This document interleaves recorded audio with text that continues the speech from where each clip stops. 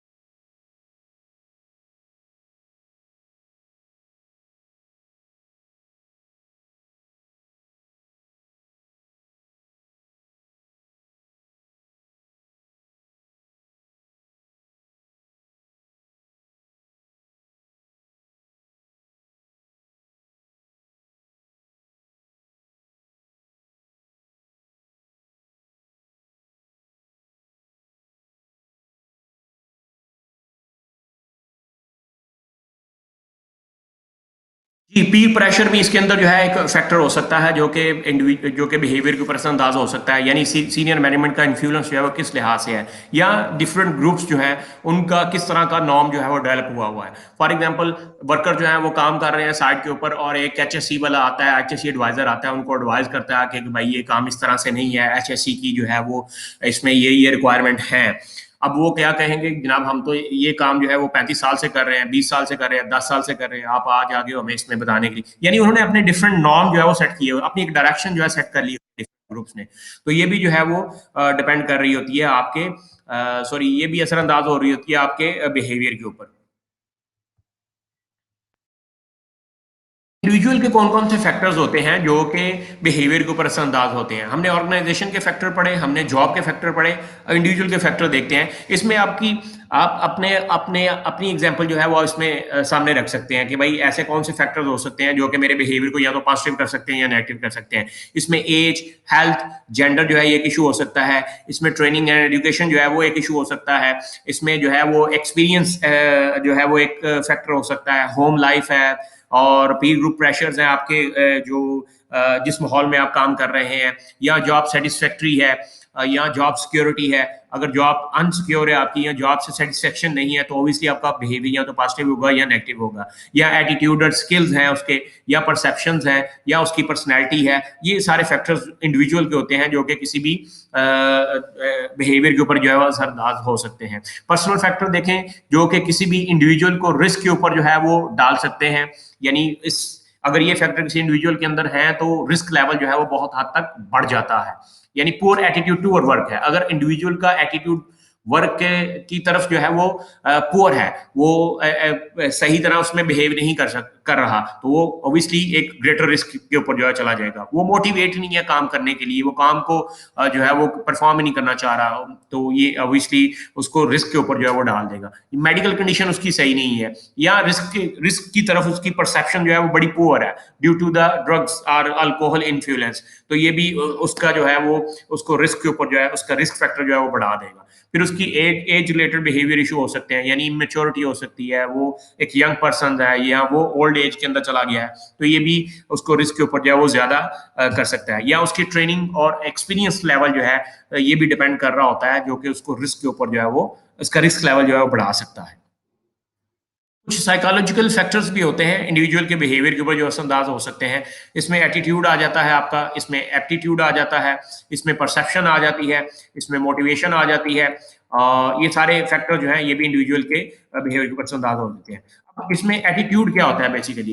Attitude को हम इस तरह कहते हैं कि ये एक किसी भी गिवन सिचुएशन के अंदर बंदे का जो एक तरीकाकार होता है काम करने का, एक बिहेव होता है एक पर्टिकुलर वे के अंदर, हम उसको कहते हैं ये एटीट्यूड है। यानी एटीट्यूड में be defined as the tendency to behave in a particular way in a given situation. यानी आपको एक सिचुएशन दी जाती है, उसके अंदर जो बंदे का एक बिहेव होता है उसके रिस्पॉन्ड का, हम कहते हैं कि ये बंदे का जो है एटीट्यूड है। एटीट्यूड जो है ये पॉजिटिव भी हो सकता है, एटीट्यूड जो है वो नेगेटिव भी हो सकता है। बहुत सारे फैक्टर्स होते हैं जो एटीट्यूड के ऊपर जो है असरअंदाज हो रहे होते हैं।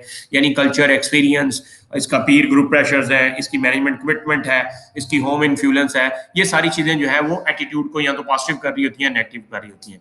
अबिलिटी या एप्टीट्यूड जो है वो क्या होता है? अबिलिटी हम कहते हैं किसी भी टास्क को परफॉर्म करने का जो है मेंटल और फिजिकल कैपेसिटी किसी इंसान के अंदर जो होती है, हम इसको अबिलिटी कहते हैं।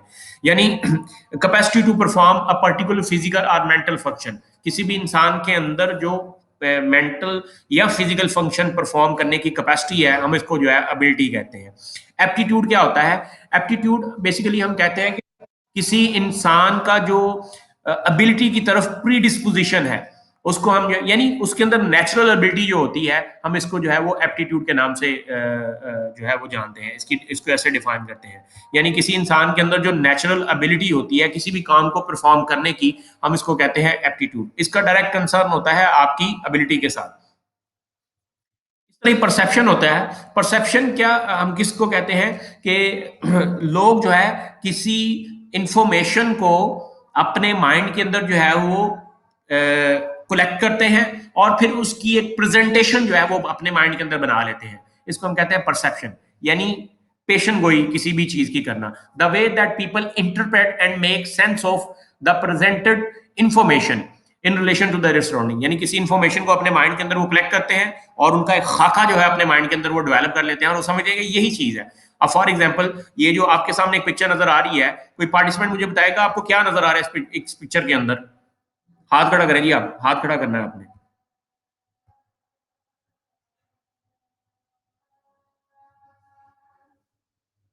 ये जो पिक्चर आपको नजर आ रही है इसमें क्या नजर आ रहा है आपको?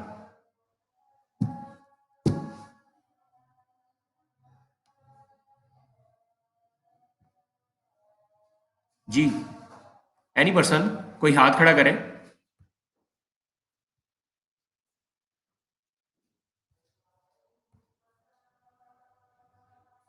आप सब लोगों को मेरी आवाज आ रही है?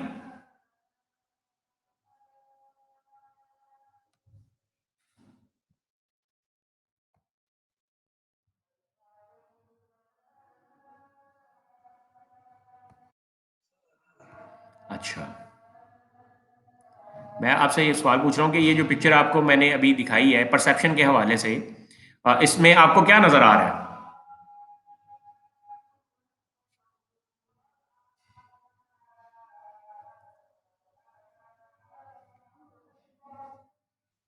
मेरे ख्याल में जो है आप लोगों को इसकी वो या तो समझ नहीं है।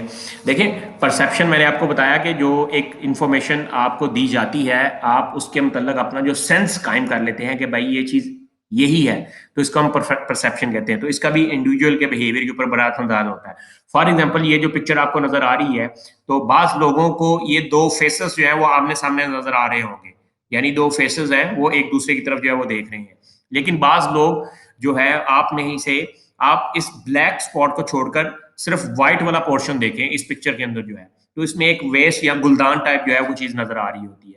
तो first at the first spot किसी ने अगर इसी को वो दो फेसेस आमने सामने देखे हैं तो ये उसकी परसेप्शन है। कोई किसी को अगर ये व्हाइट फेस नजर आ गया तो ये उसकी परसेप्शन है। यानी आप क्या कहते हैं कि तस्वीर के हमेशा दो रुख होते हैं, तो ये परसेप्शन होती है बेसिकली इस तरह ही जो आप लोगों को मैंने दिखाई। परसेप्शन जो है ये किस तरह अफेक्टेड हो सकती है, यानी अगर आपका सेंसरी इंपेयरमेंट जो है वो ठीक नहीं है, कोई सेंस आपका सही नहीं काम कर रहा, आपकी देखने की सलाहियत जो है वो ठीक नहीं है, आपकी सुनने की हिस्स जो है वो ठीक नहीं है, या पीपीज का इशू हो सकता है, आपने पीपीज वगैरह पहने हुए हैं। नेचर ऑफ जॉब जो है परसेप्शन को या तो बढ़ा सकती है, कम कर सकती है। उसका प्रीवियस एक्सपीरियंस जो है ये आपको कर सकता है। फिमिलरिटी विद सिचुएशन, किसी सिचुएशन के साथ जो है फिमिलराइजेशन आपकी जो है ये भी परसेप्शन के ऊपर डिपेंड कर रही होती है, उसके ऊपर असरअंदाज हो रही होती है। फीलिंग इन बीइंग कंट्रोल, यानी आप हमेशा ये तस्वर करें अगर कि मेरे कंट्रोल में है चीजें, मेरे कंट्रोल में है चीजें, तो ये भी आप परसेप्ट कर रहे हैं चीजों को, रिस्क को परसेप्ट कर रहे हैं बेसिकली बहुत ही गलत तरीके से। फिर लेवल ऑफ ट्रेनिंग है और पीर ग्रुप इन्फ्लुएंसेस है, या कॉन्फिडेंस इन अदर है, उसका कॉन्फिडेंस लेवल, अगर वो किसी काम में ओवर कॉन्फिडेंस है तो ऑब्वियसली वो रिस्क को गलत परसेप्ट जो है वो कर रहा होगा, या उसकी अपनी पर्सनल करेक्टरिस्टिक्स है। तो ये सारी चीजें जो है परसेप्शन के ऊपर जो है असरअंदाज हो रही थी। परसेप्शन को किस तरह हम इंप्रूव कर सकते हैं? परसेप्शन को इंप्रूव भी किया जा सकता है अवेयरनेस हैजर्ड की दे के। ये पेपर के लिहाज से बहुत अहम सवाल है ये, कि आप अवेयरनेस जो है वो दे के परसेप्शन को इंप्रूव कर सकते हैं। रिस्क असेसमेंट प्रोसेस के अंदर लोगों को इन्वॉल्व करके परसेप्शन को इंप्रूव कर सकते हैं। नॉलेज को आप बढ़ा के जो है वो परसेप्शन को इंप्रूव कर सकते हैं। मिस परसेप्शन की रीजनिंग बता के लोगों को जो है वो आप परसेप्शन को इंप्रूव कर सकते हैं कि अगर आप किसी चीज को मिस परसेप्ट करते हैं तो उसका क्या नुकसान जो है वो हो सकता है। और एनवायरमेंटल फैक्टर जो है उनको एड्रेस करके, यानी कहीं पे अगर लाइटनिंग लेवल कम है, नॉइज लेवल बहुत ज्यादा है, ऑब्वियसली कहाँ पे लाइटनिंग लेवल कम हो तो वहां पे परसेप्शन और होगी, नॉइज लेवल ज्यादा है तो लोगों की परसेप्शन जो है वो और तरह की हो सकती है। मोटिवेशन है आगे, ये भी इंडिविजुअल के फैक्टर का ही एक हिस्सा है, उसके बिहेवियर पे असरअंदाज होने का एक हिस्सा है। तो मोटिवेशन बेसिकली हम इसको क्या कहते हैं कि कोई फोर्स किसी पर्सन के पीछे जो कारआमद होती है उसको एक स्पेसिफिक गोल अचीव करवाने के लिए, इसको मोटिवेशन कहते हैं। या मोटिवेशन में be defined as the driving force, किसी वो ड्राइविंग फोर्स जो कि किसी पर्सन के पीछे जो है वो कारआमद होती है to achieve a particular goal, एक पर्टिकुलर गोल जो है उसको अचीव करवाने के लिए या करने के लिए। तो बेसिकली मोटिवेशन के ऊपर एक मैस्लो था, एक साइंटिस्ट था, उसने अपने एक थ्योरी हायरार्की ऑफ नीड जो है, ये जो आपके सामने चार्ट एक नजर आ रहा है, उसने ये पेश किया था कि अगर बंदे की जो साइकोलॉजिकल नीड्स हैं वो अगर पूरी कर दी जाए और साइकोलॉजिकल नीड के अंदर वही जो है आपका रोटी कपड़ा और मकान आ जाता है। बेसिक जो नीड होती हैं अगर वो पूरी कर दी जाए तो फिर उस बंदे को जो है पर्सनल सिक्योरिटी की जरूरत होती है, एम्प्लॉयमेंट की जरूरत होती है, उसको रिसोर्सेज की जरूरत होती है, हेल्थ और प्रॉपर्टी की जरूरत होती है। अगर वो भी उसके पास आ जाती हैं, वो भी ये अचीव कर लेता है, फिर जो उसकी लव एंड बिलोंगिंग होती हैं उनकी वो सिक्योरिटी जो है वो चाह रहा होता है या उनको चाह रहा होता है, यानी उसकी फ्रेंडशिप हो और उसकी फैमिली हो, उसका कनेक्शन बहुत ज्यादा है, उसका एक फैमिली उसकी जो है सोसाइटी के अंदर एक जो है वो रिकॉग्निशन हो। फिर इसके बाद उसका जो लेवल आता है वो स्टीम लेवल पे आता है, यानी उसकी रिस्पेक्ट हो और उसकी सेल्फ स्टीम हो, उसका एक स्टेटस हो, उसकी रिकॉग्निशन हो, वो एक मजबूत इंसान हो, वो आजाद हो हर काम के अंदर।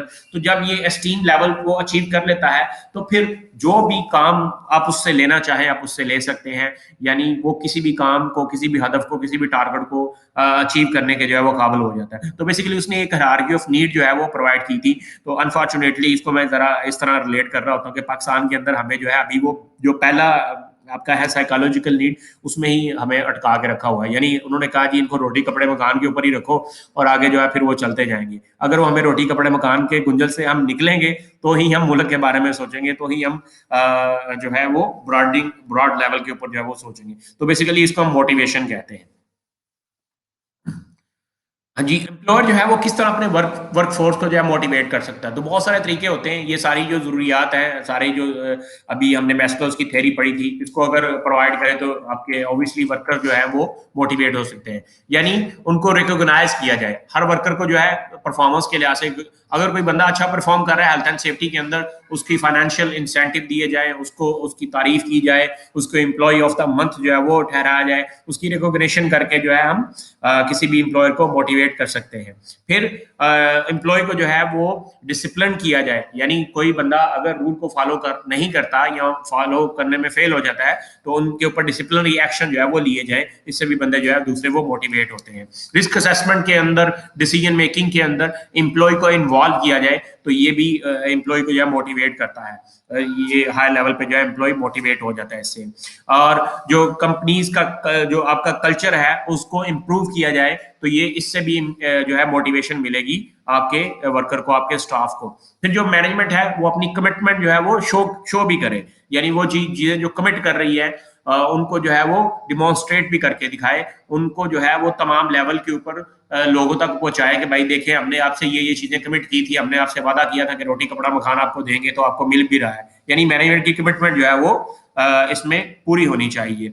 वर्किंग एनवायरनमेंट जो है वो आपका बहुत अच्छा होना चाहिए। गुड वर्किंग एनवायरनमेंट है तो आप इसको जो है वो एम्प्लॉय को जो है अपने मोटिवेट कर सकते हैं। ट्रेनिंग और कम्युनिकेशन लेवल जो है वो आपका हर लेवल के ऊपर बहुत अच्छा होगा तो आपके एम्प्लॉय जो है वो मोटिवेट हो जाएंगे। फिर आप एग्जाम्पलरी पर्सन बन के दिखाएं। मैनेजमेंट जो है वो एग्जाम्पल के जरिए जो है वो रोल पेश करे और रियलिस्टिक गोल जो है वो प्रोवाइड करे, तो ये आप जो है एम्प्लॉयर को इस तरह मोटिवेट कर सकते हैं। तो ये भी पेपर के पॉइंट ऑफ व्यू से बड़ा एक अहम सवाल है कि आप अपने वर्कर्स को किस तरह जो है वो मोटिवेट कर सकते हैं। तो आप इसके अंदर ये सारी चीजें जो है वो डिस्कस कर सकते हैं। एक और सवाल है बड़ा अहम पेपर के लिहाज से कि why employ fail to comply with the safety procedure even when they are competent, कि वो कॉम्पिटेंट होने के बावजूद जो है सेफ्टी प्रोसीजर को अडेप्ट करने में, सेफ्टी प्रोसीजर को कंप्लाई करने में क्यों फेल हो जाते हैं। तो इसके भी बहुत सारी रीजंस हैं। एक तो रीजन ये हो सकती है कि वो मोटिवेट ही नहीं है, लो मोटिवेट वर्कर जो है वो है, इसलिए वो फेल हो जाते हैं इसको कंप्लाई करने के लिए। फिर आपके वर्किंग प्रोसीजर जो है वो अनरियलिस्टिक है, यानी ऐसे वर्क प्रोसीजर ही नहीं है जो कि रियलिटी बेस्ड हो, और ऐसे वर्किंग प्रोसीजर हैं जो कि गैर हकीकी जो है वर्किंग प्रोसीजर हैं। मैनेजमेंट कमिटमेंट जो है उसके अंदर लेक हो, और या वर्क सिचुएशन के साथ जो है वो आपकी ओवर फेमिलराइजेशन है, यानी वो काम रोजाना एक काम कर करके उसको रिपीट कर करके वो इतना फेमिलियर हो गया काम के साथ जो है, तो कहता है यार ये तो मेरे दाएं हाथ का काम है। तो ये भी आपको क्या करता है, नॉन कंप्लायंस की तरफ जो है वो ले जाता है। या रिपीटेटिव वर्क है लीडिंग टू द बॉर्डम, कोई ऐसा काम वो कर रहा है जो कि रिपीट कर रहा है, रोजाना की बेस पे कर रहा है, तो वो उससे बोरियत इख्तियार कर सकता है, तो फिर वो फेल हो सकता है सेफ्टी प्रोसीजर से कंप्लाई करने के। टीम ग्रुप प्रेशर हो सकता है, यानी आपको सुपरवाइजर या वर्कर कहता है यार सेफ्टी वाला मेरा दोस्त है, मैं उसको देखता हूँ, जाओ ये काम तू फटाफट जो है विदाउट सेफ्टी जो है वो करके आ जाओ। तो ये भी एक फैक्टर जो है हो सकता है, बंदे इससे जो है वो नॉन कंप्लायंस की तरफ जो है वो चले जाते हैं। या disregard to lay down the procedure, वो इस पोजीशन के अंदर है कि मैं जानबूझ के जो है इन प्रोसीजर को लेट डाउन करूं, मैं इनसे कंप्लाई ना करूं, मैं इनको फॉलो ना करूं, ताकि जो है वो कंपनी की रेपुटेशन खराब हो, मेरे सुपरवाइजर को जो है वो बातें सुनने को मिले। तो ये भी एक जो है वो जानबूझ के डेलिबरेटरी एक्ट भी हो सकता है। या इंफॉर्मेशन और कंसल्टेशन उसके अंदर लेक है वो पूरी प्रॉपर प्रोवाइड नहीं की गई। तो ये सारी वो सिचुएशन हो सकती हैं इंडिविजुअल के लिहाज से, जो कि सॉरी किसी बंदे को जो नॉन कंप्लायंस की तरफ जो है वो ले जाती है, किसी एम्प्लॉय को जो है वो नॉन कंप्लायंस की तरफ ले जाती हैं, इवन दो कि वो इसमें कॉम्पिटेंट भी हो। और सबसे आखिरी जो होता है वो है जॉब इनसिक्योरिटी भी हो सकती है। यानी आप इस पोजीशन के अंदर है कि आपको ये लगे कि पता नहीं मुझे कल ही जॉब से निकाल देंगे, मुझे कल ही जॉब से निकाल देंगे। तो ये भी एक फैक्टर हो सकता है जिसमें नॉन कंप्लायंस जो है वो बहुत सारी बढ़ जाती है। ह्यूमन फेलियर जो होते हैं, ह्यूमन एरर जो होते हैं, इनको कैसे रिड्यूस किया जा सकता है, इसके बारे में हम डिस्कस कर सकते हैं। बंदे स्किल्ड होने चाहिए जी, कॉम्पिटेंट होने चाहिए, ट्रेंड स्टाफ हो, ऑब्वियसली वहां पे ह्यूमन एरर जो है वो कम हो जाएगी। और वेल मोटिवेटेड आपके वर्कर हो, मोनोटेनियस वर्क ना हो, यानी ऐसा काम ना हो जिसमें थकावट हो, उकता देने वाला काम हो, ऐसा काम जो है वो नहीं होना चाहिए। ब्रेक्स होनी चाहिए, फटीग अगर थकन है तो उसको काउंटर करने के लिए ब्रेक्स मुख्तलिफ आवर के अंदर जो है वर्कर को प्रोवाइड की जाए, उसको अपने क्लियर रोल्स एंड रिस्पॉन्सिबिलिटीज का पता हो, गुड लाइन ऑफ कम्युनिकेशन हो आपकी साइड के ऊपर, और इंस्ट्रक्शन जो है वो क्लियरली उसको बताए गए हों, एनवायरनमेंट आपका बहुत अच्छा हो, सुपरविजन आपका लेवल जो है कॉम्पिटेंट हो और हाई लेवल की सुपरविजन आप उसको प्रोवाइड करें, और drugs and alcohol prevention policy जो है आपकी साइड के ऊपर हो, तो आपके जो ह्यूमन एरर्स हैं वो बहुत हद तक जो है वो रिड्यूस किए जा सकते हैं किसी भी वर्क प्लेसेस के ऊपर। यहाँ तक ये आपका जो था वो कल्चर के हवाले से था। इसके अंदर दो तीन टॉपिक हैं, और दोनों तीनों टॉपिक के अंदर आपको डिस्टिंग्विश करना आता जो है वो आना चाहिए। पहले तो हमने पढ़ा कि कल्चर को किस तरह, कल्चर होता क्या है बेसिकली, फिर कल्चर को जो है वो कल्चर कैसे पॉजिटिव हो सकता है, कैसे नेगेटिव हो सकता है, और कल्चर अगर पॉजिटिव होगा तो ऑर्गेनाइजेशन के अंदर इसके क्या क्या बेनिफिट हो सकते हैं। फिर कल्चर को पॉजिटिव करने के लिए वो क्या क्या फैक्टर्स हैं जो कि देखे जा सकते हैं कल्चर को पॉजिटिव करने के लिए। फिर हमने देखा कि जो इंडिविजुअल्स के फैक्टर्स होते हैं, जो इंडिविजुअल के बिहेवियर के ऊपर असरअंदाज होते हैं, वो कौन कौन से फैक्टर्स होते हैं। तो ये एक एक पूरा कल्चर से रेलिवेंट एक सवाल था कि कल्चर को किस तरह बिल्टअप किया जा सकता है। तो यहाँ तक ये टॉपिक आपका खत्म हो गया है, और किसी ने इस टॉपिक के अंदर से कोई सवाल पूछना है तो वो पूछ सकता है। फिर हम इसके बाद जो आगे रिस्क असेसमेंट वगैरह डिस्कस करेंगे। जी,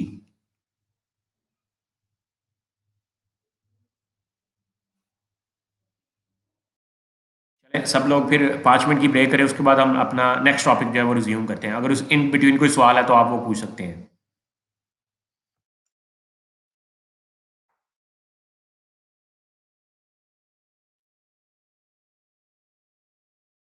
जो नेक्स्ट टॉपिक है उसको स्टार्ट करते हैं।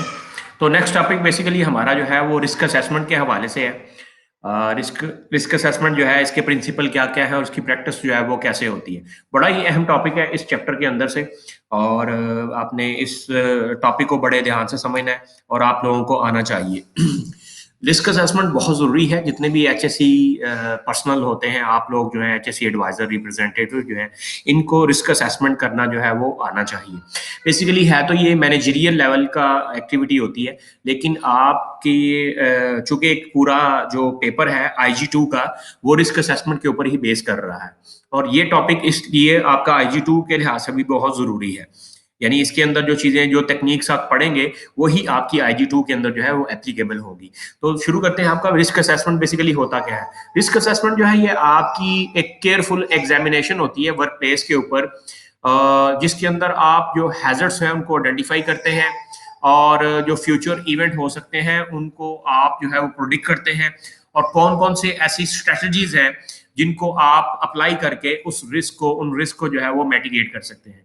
तो बेसिकली रिस्क असेसमेंट जो है टोटली एक वर्क प्लेस एक्टिविटी होती है, जिसके अंदर आप पूरे वर्क प्लेस की केयरफुल एग्जामिनेशन करते हैं, हैजर्ड जो है उनको आइडेंटिफाई करते हैं, फ्यूचर के अंदर जो अनसर्टेन इवेंट्स हो सकते हैं उनको असेस करते हैं, और उन इवेंट्स को कैसे जो है वो किया जा सकता है, उनको जो है वो आप करते हैं। मुझे जरा 2 मिनट दें।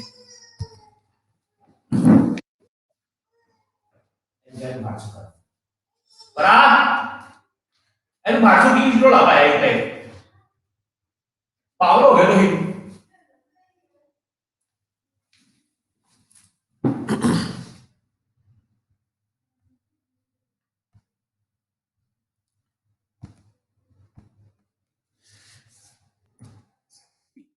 रिस्क असेसमेंट के ऑब्जेक्टिव जो है वो क्या होते हैं? बेसिकली रिस्क असेसमेंट जो है ये जो है प्रिवेंट करती है आपका डायरेक्ट और इनडायरेक्ट कॉस्ट जो आपका हो सकता है वर्क प्लेसेस के ऊपर आफ्टर एन एक्सीडेंट, उनको रिड्यूस करने के लिए, उनको कम करने के लिए, उनसे बचने के लिए जो है रिस्क असेसमेंट परफॉर्म की जाती है। आपकी जो डेथ या पर्सनल इंजरीज है इनसे बचने के लिए या इनको रिड्यूस करने के लिए जो है रिस्क असेसमेंट परफॉर्म की जाती है। या जो इंसिडेंट इन्वॉल्व होते हैं जिसके अंदर टाइम लॉस्ट हो जाता है, इनसे बचने के लिए जो है आप रिस्क असेसमेंट जो है वो करते हैं।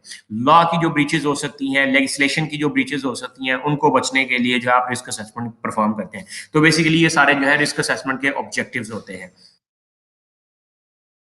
रिस्क प्रोफाइलिंग की जाती है। रिस्क प्रोफाइलिंग के अंदर जो है वो आप क्या काम करते हैं कि आप एक स्ट्रेट फॉरवर्ड प्रोसेस जो है वो करते हैं, जिसके अंदर जो थ्रेट्स होते हैं आप उनकी प्रोफाइलिंग कर रहे होते हैं कि फ्यूचर के अंदर हमें ये थ्रेट्स जो है वो पेश आ सकते हैं और इन चीज़ों के इम्कानात हैं और ये उनका आउटकम हो सकता है और इनसे कैसे जो है वो बचा जा सकता है। तो बेसिकली ये रिस्क प्रोफाइलिंग का जो है वो प्रोसेस होता है। रिस्क प्रोफाइलिंग प्रोसेस के अंदर आप हैजर्ड को आइडेंटिफाई करते हैं, जो ऑर्गेनाइजेशन जो है जिन हैजर्ड को फेस कर सकती हैं, या उन थ्रेट्स को जो है वो आप आइडेंटिफाई करते हैं जो कि ऑर्गेनाइजेशन जो है वो फेस कर सकती है। फिर जो हेल्थ एंड सेफ्टी के इम्पैक्ट हो सकते हैं बिजनेस के ऊपर, जो हैजर्ड्स या एक्सीडेंट होने के बाद के हो सकते हैं, आप उनको प्रोफाइल करते हैं। और या जो करंट कंट्रोल मेजर आपने लगाए हुए हैं उनके अंदर क्या क्या थ्रेट्स हैं आप उनको आइडेंटिफाई करते हैं इसके अंदर, और जो कि इम्कानात हो सकते हैं कि ये थ्रेट्स जो है ये फ्यूचर के अंदर हमें जो है वो पेश आ सकते हैं, उनको आप प्रोफाइल करते हैं और फिर उनके अगेंस्ट जो है वो प्रायोरिटी, हर थ्रेट के अगेंस्ट जो है वो प्रायोरिटी सेट करते हैं। ये प्रैक्टिकली किस तरह से करते हैं, इसके लिए भी हम अपनी जो IG2 की प्रैक्टिकल एग्जाम्पल है वो हम करके देखेंगे। आज मैं आपसे वो IG2 का जो पैटर्न होगा वो शेयर कर दूंगा और नेक्स्ट लेक्चर के अंदर हम उसको फिर इस रिस्क असेसमेंट के ऊपर जो है वो डिस्कस करेंगे। तो समझ लें कि यही आपका जो है टास्क होगा। पहले लेक्चर के अंदर मैंने आपको चीजें बताई कि रिस्क असेसमेंट को जानने से पहले आपको जो है वो कुछ बेसिक डेफिनेशन जो है उनके बारे में पता होना चाहिए। तो सबसे पहले तो हमें ये पता होना चाहिए कि व्हाट इज हैजर्ड, हैजर्ड क्या होती है। तो मैंने आपको बताया कि एनीथिंग विच है पोटेंशियल टू कॉज हार्म, यानी कोई भी चीज वर्क प्लेस के ऊपर जो कि नुकसान पहुंचा सकती है, दैट इज अ हैजर्ड। अगर हमें हैजर्ड का पता होगा तो हम उससे रिस्क जो है वो निकाल सकते हैं। रिस्क जो है ये एक प्रोडिक्शन होती है किसी भी हैजर्ड से, यानी कोई एक हैजर्ड हमारे पास है उससे एक प्रोडिक्शन होती है। कैसे प्रोडिक्शन होती है? रिस्क के अंदर मैंने आपको बताया दो चीजें होती है। The first thing is likelihood, the second thing is severity और कॉन्सिक्वेंसेस। तो सबसे पहली बात है हैजर्ड हमारे पास होती है, कोई भी चीज जो नुकसान पहुंचा सकती है। अब हैजर्ड जो है, खतरा जो है, हमें उस वक्त तक नुकसान नहीं पहुंचा सकता जब तक कि वहां पे कि एक हैजर्डस इवेंट जो है नहीं हो जाता। आपके राइट साइड पे देखें जो मैंने आपको एक वो फ्लो नजर आ रहा है, यानी एक हैजर्ड है तब तक हमें नुकसान नहीं पहुंचाएगा जब तक कि वहां पे एक हैजर्डस इवेंट नहीं हो जाता। जब एक हैजर्डस इवेंट होगा तो वो या तो एक्सीडेंट होगा या वो इंसिडेंट होगा। अब रिस्क, इसके अंदर रिस्क क्या है? रिस्क है कि the likelihood that a hazardous event could occur, इस बात का इम्कान कि एक हैजर्डस इवेंट जो है वो हो सकता है, and severity from that harm, और सिविरिटी फ्रॉम दैट इवेंट, और उस इवेंट की सिविरिटी लेवल जो है वो क्या हो सकता है। तो बेसिकली ये रिस्क होता है, यानी इस बात का इम्कान कि एक हैजर्डस इवेंट हो सकता है और अगर वो हैजर्डस इवेंट हो जाएगा तो उसका कॉन्सिक्वेंसेस क्या निकलेगा, उसकी सिविरिटी लेवल जो है वो क्या निकलेगा। तो this is what your risk assessment is, your risk is, यानी लाइकलीहुड और सिविरिटी को जब हम कंबाइन कर देते हैं, जब इन दोनों का कॉम्बिनेशन कर देते हैं तो हमारे पास सिंपल इक्वेशन आ जाती है रिस्क की। तो R is equal to always L into C R L into S. Word आप कोई भी रख लें, इसमें कोई मजाका नहीं है। यानी हम लाइकलीहुड का भी वर्ड यूज करते हैं, हम सिविरिटी का वर्ड भी यूज करते हैं, हम जो है प्रोबेबिलिटी का वर्ड भी यूज करते हैं, हम कॉन्सिक्वेंसेस का भी वर्ड यूज करते हैं। तो वर्ड कोई भी आप रख लें सूटेबल जो है।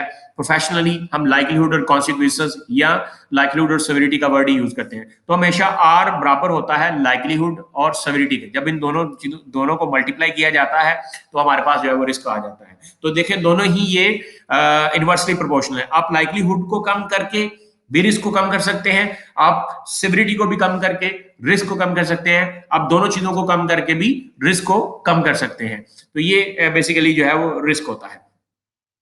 अब जो रिस्क असेसर है वो किस तरह का होना चाहिए, उसके अंदर कॉम्पिटेंसी लेवल जो है वो क्या होना चाहिए। अंडरस्टूड बात है, मैंने आपको पहले भी बताया कि कॉम्पिटेंसी की डेफिनेशन क्या होती है।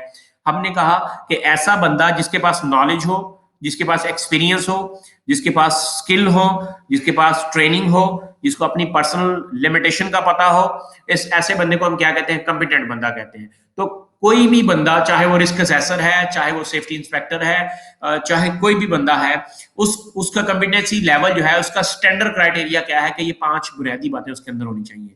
उसके पास जो है वो नॉलेज होना चाहिए, उसके पास जो है एक्सपीरियंस होना चाहिए, उसके पास जो है ट्रेनिंग होना चाहिए, उसके अंदर पर्सनल क्वालिटीज जो है वो होनी चाहिए, प्रोसेस और प्रोसीजर की उसको उसको अंडरस्टैंडिंग होनी चाहिए, और उसको अपनी लिमिटेशन का पता होना चाहिए, और एक अच्छा कम्युनिकेटर हो, और रिपोर्ट राइटिंग यानी स्किल्स जो है उसके अंदर वो भी, personal abilities, report writing skill भी उसके अंदर जो है वो होना चाहिए। इस तरह ही रिस्क असेसमेंट, मैंने आपको बताया कि रिस्क असेसमेंट जो है ये एक सिंगल पर्सन एक्टिविटी नहीं है, ये मैनेजरियल एक्टिविटी है। इसके अंदर मैनेजमेंट के लोग इन्वॉल्व होते हैं, और इसमें हेल्थ एंड सेफ्टी के लोग इन्वॉल्व होते हैं, और इसमें जो है वो वर्कर भी इन्वॉल्व होते हैं। तो ये पूरी टीम मिलके जो है इस प्रोसेस को तैयार कर रही होती है, इस प्रैक्टिस को जो है वो तैयार कर रही होती है, इसकी डॉक्यूमेंटेशन तैयार कर रही होती है। जो टीम है वो किस तरह की होनी चाहिए, अंडरस्टूड बात है कि वो भी कॉम्पिटेंट ही होनी चाहिए, उनके पास भी नॉलेज हो, और उनके पास रिस्क असेसमेंट की टेक्निक्स हो, प्रोसेस का उनको नॉलेज हो, और उनको स्टैंडर्ड्स को इंटरप्रेट करना आता हो कि भाई इस स्टैंडर्ड के मतलब, इस रिस्क असेसमेंट के मतलब ये स्टैंडर्ड जो है वो क्या कह रहा है, डिटेल का उनको पता हो, और उनकी जो है वो रिकॉर्डिंग और कम्युनिकेशन के अंदर स्किल होने चाहिए, और वो मैनेजरियल इन्फ्लुएंस से बिल्कुल पाक होनी चाहिए। यानी ये नहीं है कि 22 रिस्क असेसमेंट जो है बना रहे हो कि भाई इसमें मैनेजमेंट का इन्फ्लुएंस हो सकता है, तो हम इसको जो है वो थोड़ा सा साइड उसकी ले लें। तो ये रिस्क असेसमेंट की एक टीम जो है वो आप बिल्टअप कर रहे होते हैं। पेपर के पॉइंट ऑफ व्यू से ये एक बड़ा अहम सवाल है, what risk assessment is suitable and sufficient, या risk assessment, what risk assessment meet the criteria of suitable and sufficient. कौन सी रिस्क असेसमेंट है जो ये क्राइटेरिया मीट कर सकती है कि हम उसको कह सकें ये सूटेबल एंड सफिशिएंट है, या कौन सी रिस्क असेसमेंट जो है वो सूटेबल एंड सफिशिएंट हो सकती है। तो एक रिस्क असेसमेंट वही सूटेबल एंड सफिशिएंट होगी। सूटेबल से मुराद है कि ये रेलिवेंट है, बिल्कुल रेलिवेंट है, एग्जैक्ट है, और सफिशिएंट से मुराद है कि ये काफी है उस प्रोसीजर, उस एक्टिविटी के लिए। तो एक रिस्क असेसमेंट तभी सूटेबल एंड सफिशिएंट होगी जब वो क्या होगी, उसके अंदर रिस्क लेवल से प्रोपोर्शनेट होगी, यानी जिस लेवल का रिस्क होगा उससे वो मुताबिकत रखती हो, जिसमें एक्टिविटी की तमाम एस्पेक्ट्स को जो है रिव्यू किया गया हो। ऐसी रिस्क असेसमेंट जो है सूटेबल और सफिशिएंट होगी। जिसके अंदर ऑर्गेनाइजेशन का जो वर्क पैटर्न है उसको भी कंसिडर किया गया हो, ये ऑर्गेनाइजेशन किस वर्क पैटर्न के तहत जो है काम करिए, either is chemical, either is जो है वो बायोलॉजिकल, और ये कोई इंजीनियरिंग की वर्क प्लेस ऑर्गेनाइजेशन है, यानी वर्क ऑर्गेनाइजेशन को भी कंसिडर किया गया हो, जिसके अंदर सिग्निफिकेंट हैजर्ड्स और रिस्क जो है वो आइडेंटिफाई किए गए हो, और रिस्क को एवेल्युएट किया गया हो, और कंट्रोल मेजर आइडेंटिफाई किए गए हो, और प्रायोरिटीज को सेट किया गया हो, और नॉन रूटीन ऑपरेशन को भी जिसके अंदर शामिल किया गया हो, जिसके अंदर पब्लिक को होने वाले जो रिस्क हैं वो भी शामिल किए गए हो, और ऐसी रिस्क असेसमेंट जो एक कॉम्पिटेंट पर्सन ने बनाई हो, अंडरटेक की हो, और एक ऐसी रिस्क असेसमेंट जो कि एक रीजनेबल टाइम के लिए उसकी वैलिडिटी हो। तो अगर किसी रिस्क असेसमेंट के अंदर ये तमाम क्वालिटीज पाई जाती हैं, ये तमाम एस्पेक्ट्स शामिल की गई हैं, तो हम कह सकते हैं कि ये रिस्क असेसमेंट जो है सूटेबल है और सफिशिएंट है।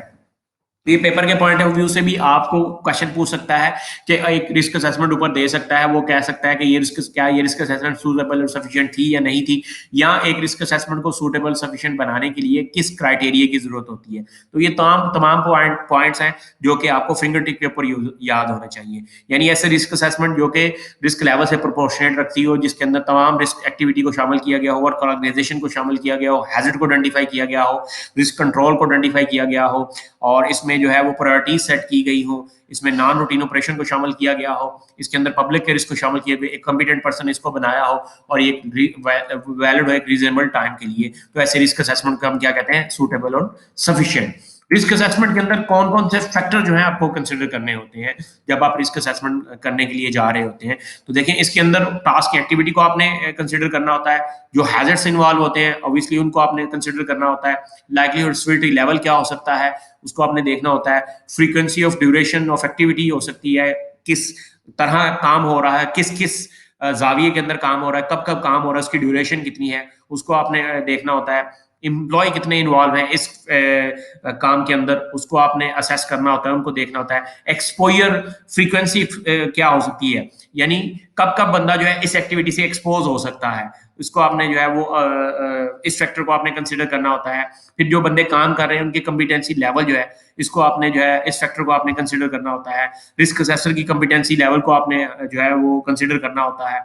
और जो एग्जिस्टिंग कंट्रोल मेजर्स है इनको आपने जो है वो देखना होता है। और मॉनिटरिंग या जो आपका रिव्यू है ये कब कब जरूरी होगा इस फैक्टर, या ये कब कब पिछली रिस्क असेसमेंट में हुआ है या नेक्स्ट हमें कब करने की जरूरत होती है, तो आपने इन फैक्टर को भी मद्देनजर रखना होता है जो ही आप रिस्क असेसमेंट जो है परफॉर्म करने के लिए जा रहे होते हैं। एक बात याद रखें, रिस्क असेसमेंट प्रोसेस होता कैसे है।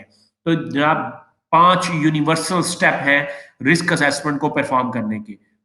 There are 5 universal steps for a risk assessment to be perform. मैं आपको रिपीट कर रहा हूं कि 5 यूनिवर्सल स्टेप हैं रिस्क असेसमेंट को परफॉर्म करने के, और यही 5 जो स्टेप हैं ये आपके IG2 के अंदर यूज होंगे, ये IG2 के अंदर यूटिलाइज होंगे। यानी यहां से वो मेन आपका रिस्क असेसमेंट प्रोसीजर है जो कि IG2 के अंदर स्टार्ट होगा, IG2 में ये इन्वॉल्व होगा। तो कौन से 5 यूनिवर्सल स्टेप्स हैं जनाब? नंबर 1, सबसे पहला जो काम होता है किसी भी रिस्क असेसमेंट के अंदर, हमने हैजर्ड को आइडेंटिफाई करना होता है। हम हैजर्ड को कैसे आइडेंटिफाई कर सकते हैं, इसके अलग से प्रोसीजर है, ये हम आगे डिटेल से जो है वो डिस्कस करेंगे। नंबर 2 के ऊपर हम क्या काम करते हैं, और यही चीज आपके फॉर्म के ऊपर भी होगी जो आप IG2 के अंदर रिस्क असेसमेंट परफॉर्म करने के लिए जाएंगे, जो हम नेक्स्ट लेक्चर के अंदर शेयर करेंगे। फिर नंबर 2 के अंदर आप क्या करते हैं, जब आप हैजर्ड को आइडेंटिफाई कर लेते हैं तो आप देखते हैं कि इस हैजर्ड से किस किस बंदे को खतरा है और कैसे खतरा है, यानी कौन कौन बंदे जो हैं इस हैजर्ड से अफेक्टेड हो सकते हैं और कैसे हो सकते हैं। दूसरे नंबर पे आप क्या करते हैं, decide who might be harm and how, कौन कौन लोग जो है इस हैजर्ड से हार्म हो सकते हैं, नुकसान उठा सकते हैं, या किन किन को नुकसान हो सकता है और कैसे नुकसान हो सकता है।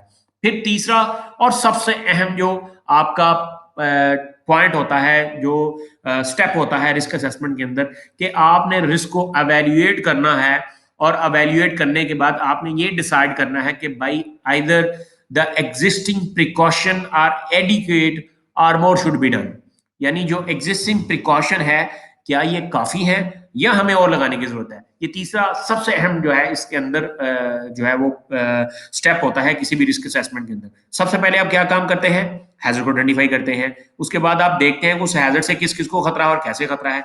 तीसरे नंबर पे अब वो जो हैजर्ड आपने आइडेंटिफाई की है उसके रिस्क को एवेल्युएट करते हैं, और ये डिसाइड करते हैं कि जो मौजूदा हिफाजती इक़दाम हमने लगाए हुए हैं क्या वो काफी है कि नहीं काफी। ये हमें कैसे पता चलेगा, ये भी हम आगे जाकर डिटेल से डिस्कस करेंगे। फिर आप क्या काम करते हैं, जो फाइंडिंग आपकी निकली है उन सबको रिकॉर्ड कर लेते हैं, उन सबको डॉक्यूमेंटेशन फॉर्म के अंदर जो है वो ले आते हैं, उन सबको जो है एक मैनुअल के अंदर जो है वो ले आते हैं। और सबसे आखिरी स्टेप होता है कि रिस्क असेसमेंट को रिवाइज कब कब करना है आपने, कब कब रिस्क असेसमेंट को जो है वो रिव्यू की जरूरत होती है। तो ये एक ऐसा टॉपिक है जो आपके पिछले जो क्वेश्चन मैंने आपसे 2-3 किए थे उससे नरेट करेगा, उससे ये रेलिवेंट है।